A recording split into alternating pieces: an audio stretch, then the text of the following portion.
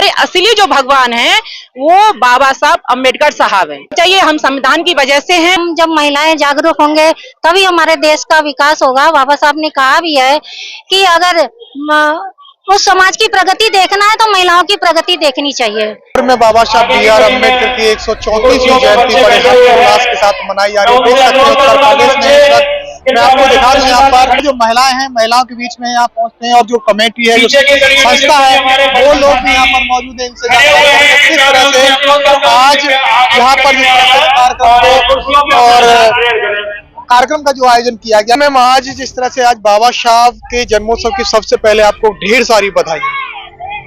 बहुत बहुत धन्यवाद। बाबा साहब का जो जन्मोत्सव है 14 अप्रैल को होता है। 14 अप्रैल को जिले स्तर पे बहुत बड़ी रैली निकलती है। उसकी पूर्व संध्या पे हम महिला मंडल के द्वारा माता सावित्री बाई रमाबाई संस्था उत्तर प्रदेश और महिला जाटो महासभा के द्वारा यहाँ पर ये कार्यक्रम किया जा रहा है और यहाँ की जो समिति है उनका भी बहुत बड़ा सहयोग है और हम महिला मंडल मिलकर यहाँ बाबा साहब के जन्मोत्सव को बहुत ही शानदार तरीके से मना रहे हैं, जिसमें हमने बच्चों के द्वारा रंगोली कराई है और मेहंदी प्रतियोगिता कराई है, चित्रकला प्रतियोगिता भी कराई है और बच्चों का भी यहाँ पे सांस्कृतिक कार्यक्रम भी हो रहा है। तो इस प्रतियोगिताओं के माध्यम से हम बच्चों में यह संदेश देना चाहते हैं कि अपने महापुरुषों के बारे में जानें और उनके संघर्ष से प्रेरणा लें कि हमें कैसे आगे बढ़ना है, कैसे अपना जीवन स्वर्णिम बनाना है।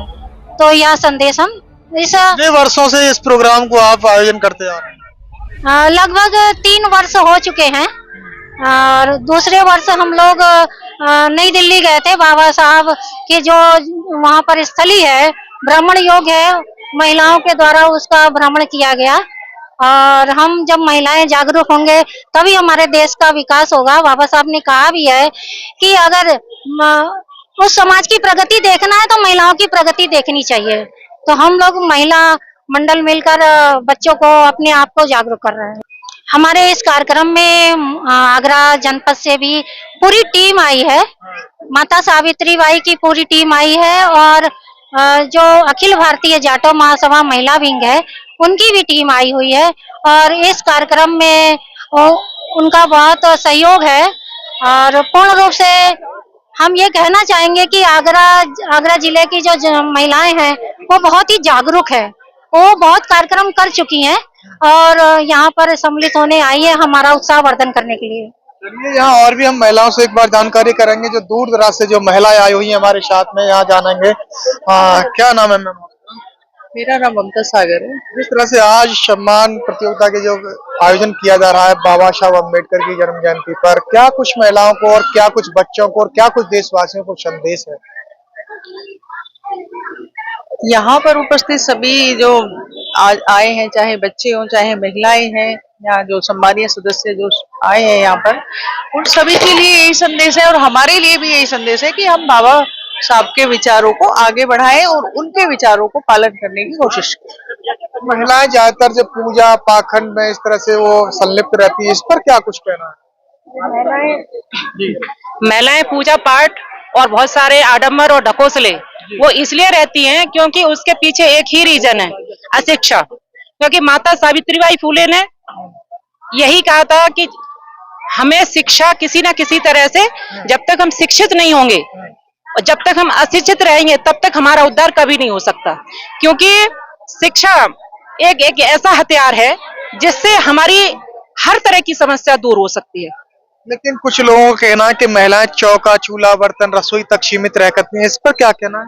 जो महिलाएं चौका चूल्हे तक सीमित है, मैं उनके लिए यह कहना चाहूंगी कि ठीक है, एक समय था कि हो सकता है कि उनकी परिस्थितियां ऐसी रही हों कि वो अनपढ़ रह गई।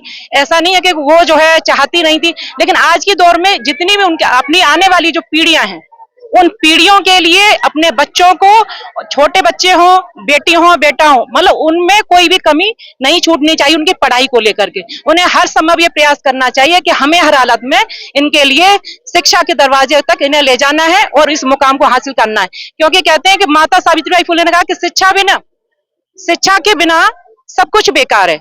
और ये जो प्रयास किया था उस समय, क्योंकि मतलब लगभग 2000 साल पहले की जो व्यवस्था थी वो व्यवस्था ये थी कि यहाँ शिक्षा तो बहुत दूर थी, हमें इतना अपमानित महिला के नाम पर होना पड़ता था। आज हम यहाँ इकट्ठे हैं और ये हम उत्सव मना रहे हैं। आज बाबा साहब की 134वीं जो जन्म जयंती है, उस पर्व पर सभी को बधाई देती हूँ और हम इस जो उत्सव मना रहे हैं, तो इस उत्सव पर हम यही कह सकते हैं कि हमें एक प्रेरणा लेनी चाहिए उनके आदर्श विचारों की, है ना, कि हम उनके विचारों पर चलें। सिर्फ और सिर्फ हमें ऐसा नहीं है कि सिर्फ हमें ऐसे ही बहुत सारी चीजों को मानना है, लेकिन हमें उनके पथ प्रदर्शक बनना है, मतलब रियलिटी में हमें उन सब चीजों को अपनाना है, क्योंकि जब तक नहीं अपनाएंगे तब तक हमारा उद्धार नहीं हो सकता। ताकि जो कुछ भी आज दिक्कतें हैं कि आप कह रहे हैं कि हम पूजा पाठ कर रहे हैं, तो उन्हें ये मालूम है कि जो सब कुछ है वो हमें यहीं से मिलेगा, हमारे भगवान यही है, जबकि उन्हें ये नहीं पता कि हमारे असली जो भगवान हैं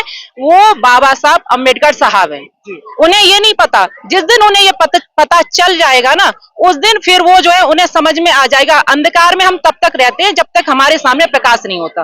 जो कहते हैं ना कि अशिक्षित को शिक्षित करना और शिक्षित को सुशिक्षित करना और सुशिक्षित को संस्कारित करना और संस्कारित को सुसंस्कारित करना और सुसंस्कार को सत्ता में लाना हमारा ध्येय होना चाहिए। देश भर की महिलाओं के लिए क्या कहना है? देश भर की महिलाओं के लिए यही संदेश देती हूँ कि हमें अधिक से अधिक समय निकाल करके हमें पढ़ना चाहिए, अपने संविधान का अध्ययन करना चाहिए। हम संविधान की वजह से हैं, आज जो कुछ भी है हमारे जीवन यापन जो भी परिवर्तन हुआ है उसकी वजह बाबा साहब है, हमारे महापुरुष हैं, महानायिका हैं, और हमें उनके पथ चिन्हों पर चलना चाहिए और उनके जो कार्यशैली है, जो भी उनका अपना मिशन था, उनको अपनाना चाहिए अपने जीवन में।